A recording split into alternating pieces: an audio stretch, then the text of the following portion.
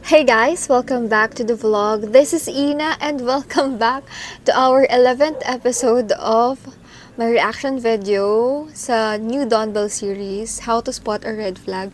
And sorry guys, medyo late upload tong mga videos ko kasi nag-holiday season and you know, kailangan nating kumain and makipag-socialize. But anyways, belated Merry Christmas and Happy New Year to all of you. And hindi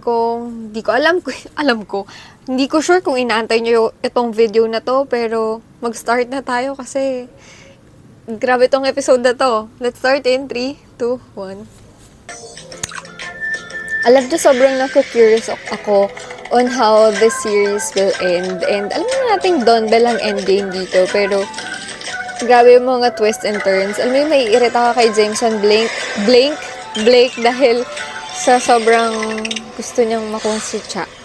Cha, ayusin. Uwi na lang tayo. Gusto mo. I feel bad for Cha. Pero nagulat ako kasi actually pangalawang beses ko na ito ipapanoorin. Meron pala siyang balak. So, tingnan nyo. Ayoko maging affected. Ayoko. Sino ba siya para maging affected ako? Wala naman kami. Wala naman talaga. Pero bakit ako affected? Di ko maintindihan. Nakaka-feelings ka na. Feel ka ba naman na? See, all of the above. Pareho lang yun. But clearly, anak, the reason why you're affected is because in love ka na. Ang dami kong plano. Alam ko.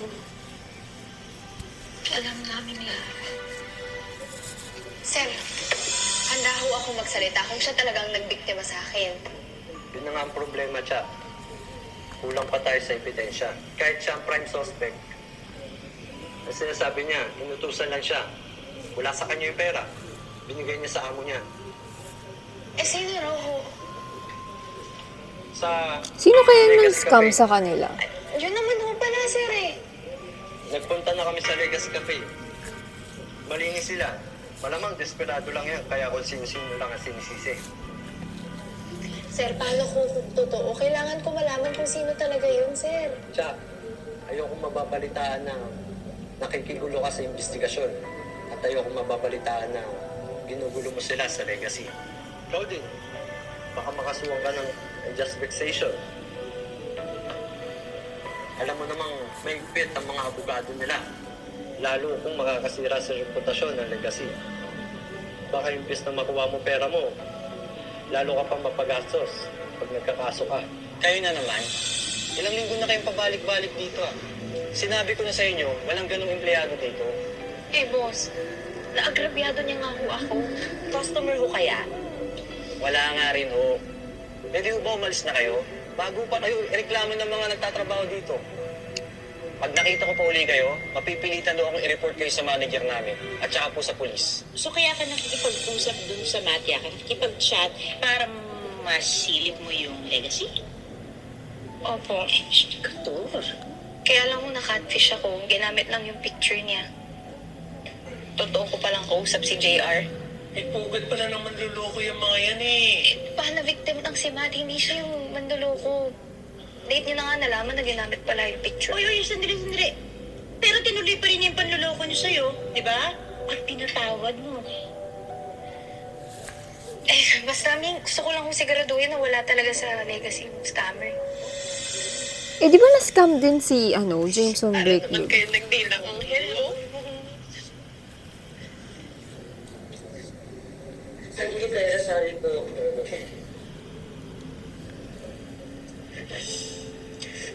Anak, hindi mo naman kailangan gawin lahat ng plano mo eh. Yung pera niyo. Oh gosh, mas importante pa ba yung pera sa feelings ng anak mo? Siyempre hindi.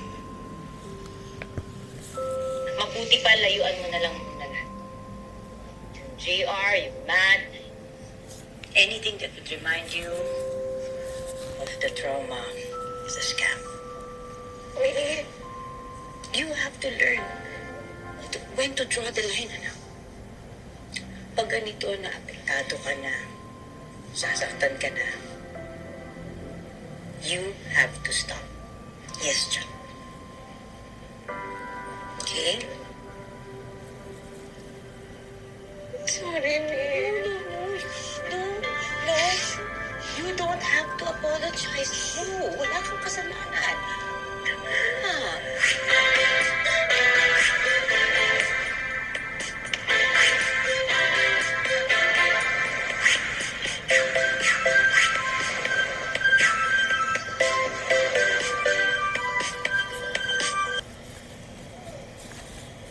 Matt?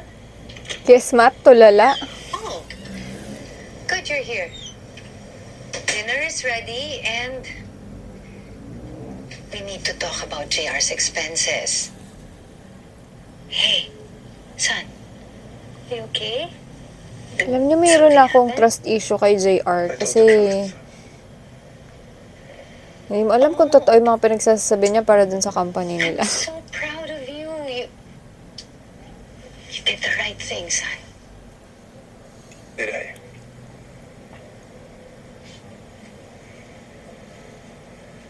I mean, it doesn't feel like I did the right thing, though. I hurt both of them.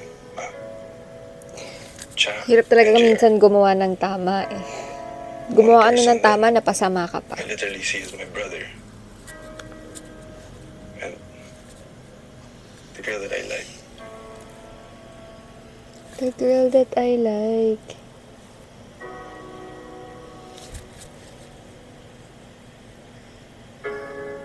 Maybe telling the truth isn't always the right thing. It is always the right thing. It takes courage to speak it. At kung gusto mong magpakatotoo, kailangan matapang ka. That's why I commend you. That's why I'm so proud of you for being brave to say the truth. Especially to the ones that matter to you. You know, you may be feeling bad about your situation right now, but in the long run, doing the right thing is always the best option.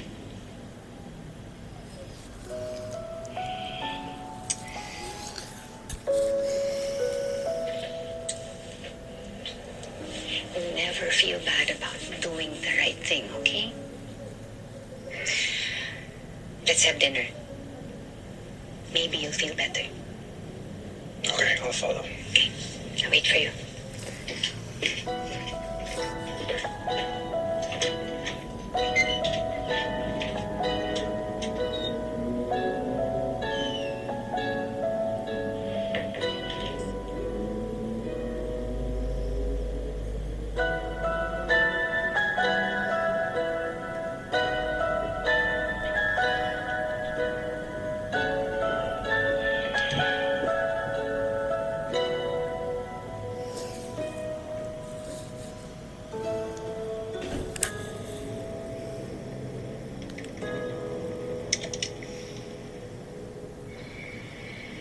I'm doing my best, Dad. You're doing your best? Yun na yun? You cannot run our company if that is all you can offer. Isipin mo ang mga empleyado na umaasa sa atin at hindi lang ang sarili mo. Fine. If you think my best is not good enough, just take me out of the company. See? That is the problem with you. Ang hirap din ng You give up pressure so na easily. kinakalaban ni Kapag James yung nahihirapan dito eh. ka, ayaw mo na. Alam mo, wala kang Di mo alam kung saan mapupuntahan ka lulugar. kung ganyan ka mag-isip. So I might as well just sell my company if you're just going to give up.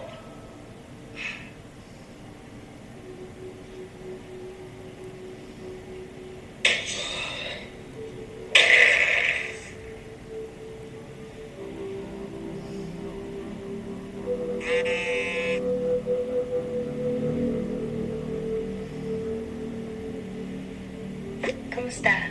Nagalit?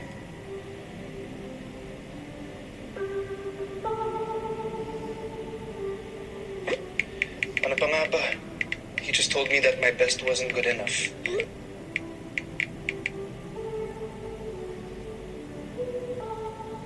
Prove him wrong. Ang best way para pakita na mali siya is to show him na your best is more than enough. Naniniwala akong may best bang tingin mong best mo. At Pag napapagod ka na, just relax and dance. Relax and dance.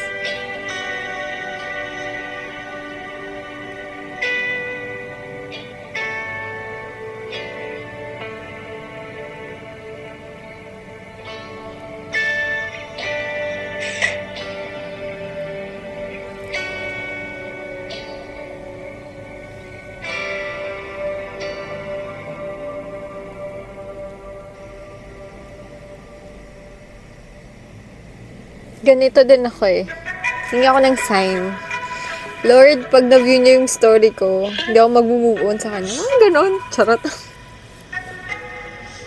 comment.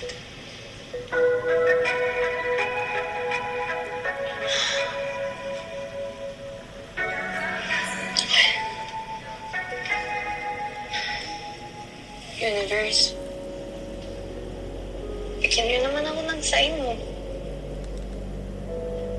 Bigyan kita ng 4 seconds, ha? Okay.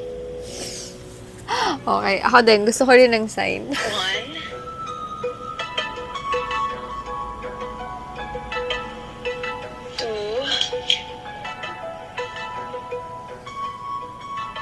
Universe, dali na.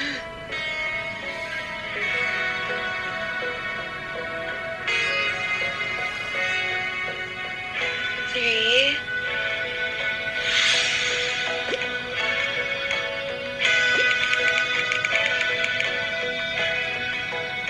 3.5. Yan na. 3 3/4.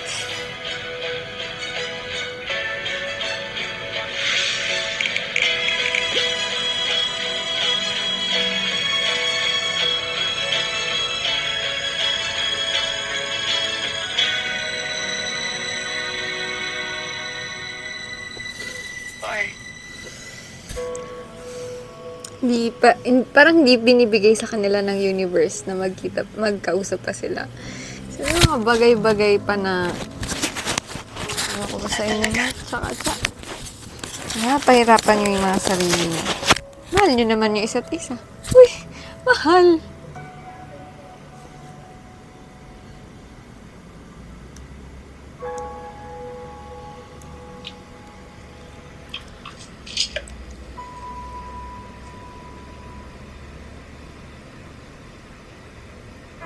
Chacha, girl. Ka-pride ka naman, oh. Niloloko ka na nilang lahat.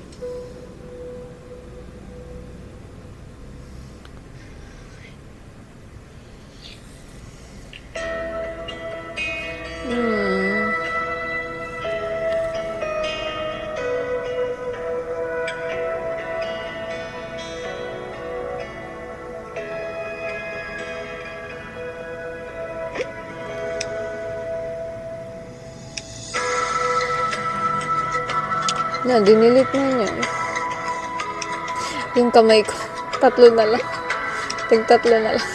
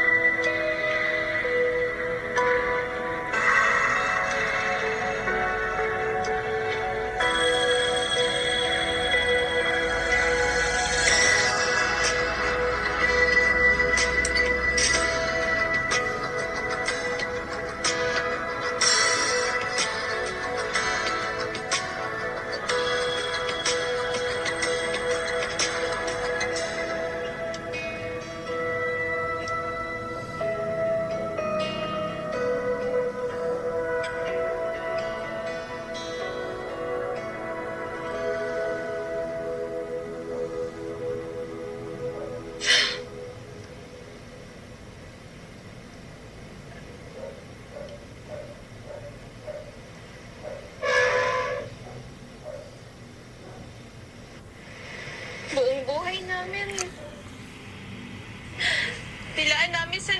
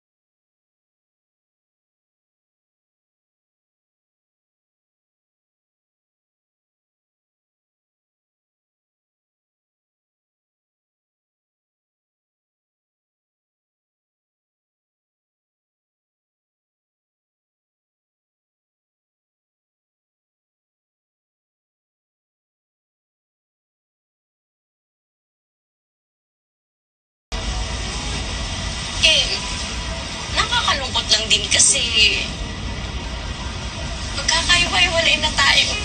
Mami B, Ate Cha, Mas Ime, maraming salamat po. Uy, wait lang, may 1 month pa tayo magkakasama. Kaya naman sulitin na natin yung work life natin for the next 4 weeks, di ba? Happy lang. All in this together. We're all in this together.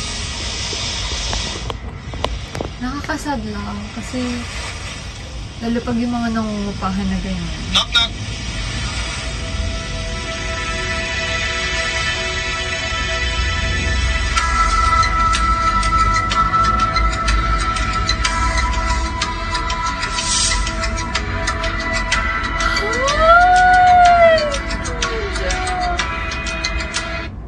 Medyo nakakatuwa naman. Wala akong masyadong masabi kasi alam niyo yun, ina-absorb pa ng utak ko yung mga susunod na mangyayari. And guys, ipapalabas na sa Free TV ang How to Spot a Red Flag starting January 27. So, ayun lang guys. Thank you for watching. I hope you watch, like, and subscribe on my YouTube channel. See you on my next vlog. Bye!